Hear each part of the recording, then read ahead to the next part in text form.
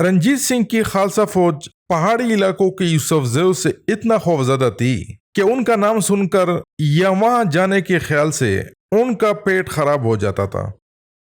یہ بات رنجیت سنگھ کے ایک اٹالین جنرل پاولو اویٹابیلے نے اپنے سکھ سپاہیوں کے متعلق کہی تھی۔ اس کو رنجیت سنگھ کے ایک اور یورپین آفیسر الیگزینڈر گارڈنر نے اپنے کانوں سے سنا اور اس کو اپنی آٹو بایوگرافی میں درج کیا۔ ایک اور سورس میں درج ہے کہ اویٹابیلے نے یہ بات درہ خیبر کے متعلق کہی تھی۔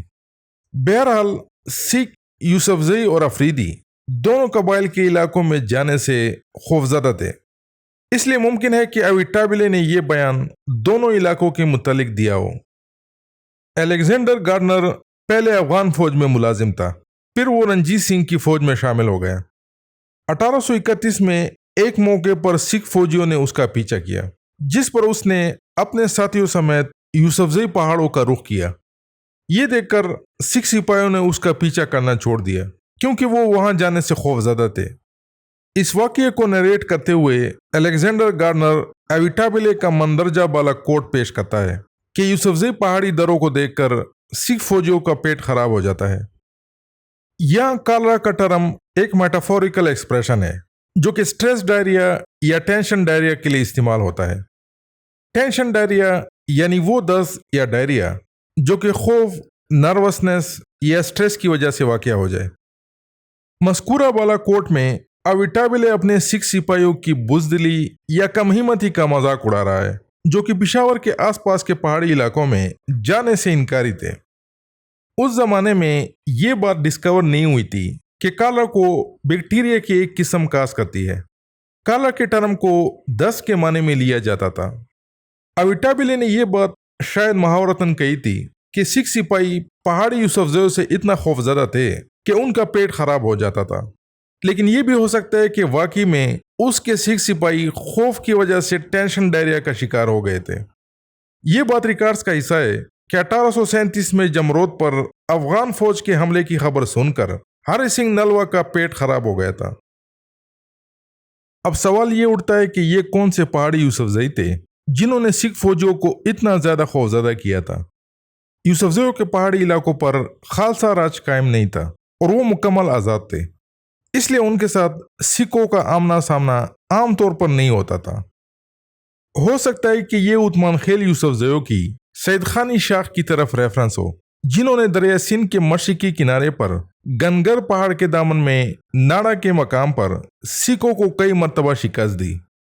1824 کی ایک لڑائی میں سید خانیوں نے اپنے مشوانی اتحادیوں کے ساتھ مل کر ہری سنگھ نلوا کو ایک بڑی شکست دی اور نلوا اس لڑائی میں بری طرح زخمی ہوا۔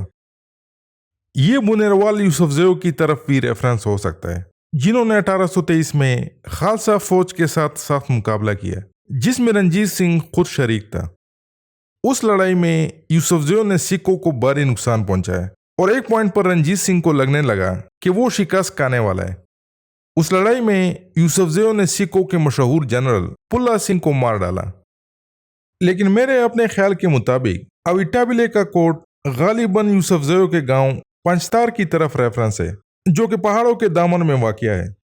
آج کل یہ گاؤں ضلع بنیر کا حصہ ہے، لیکن تاریخی طور پر یہ گاؤں مندڑ یوسفزئیوں کے میدانی علاقے میں شامل تھا، جسے پشتو میں سما کہا جاتا ہے۔ رنجیت سنگھ کے دور میں اس گاؤں کا سردار فتح خان تھا جو کہ مندڑ یوسفزئیوں کی خدوخیل شاخ سے تعلق رکھتا تھا اور اس نے سکھوں کو کافی پریشان کیا ہوا تھا۔ رنجیت سنگھ کے سکھ سپاہی فتح خان سے بہت خائف تھے اور وہ ان کے لیے ایک بوگی مین تھا۔ وہ سید احمد بریلوی کا سب سے بڑا سپورٹر رہا تھا اور اس کے بعد بھی وہ سکھوں کے خلاف بھرپور مزاحمت کرتا رہا۔ فتح خان سکھوں کے خلاف اتنا مؤثر اس لیے تھا کیونکہ اس نے 1500 افراد پر مشتمل ایک چھوٹی سی منظم فوج بنا لی تھی جس میں اس نے تنخواہ پر لوگوں کو بھرتی کیا تھا۔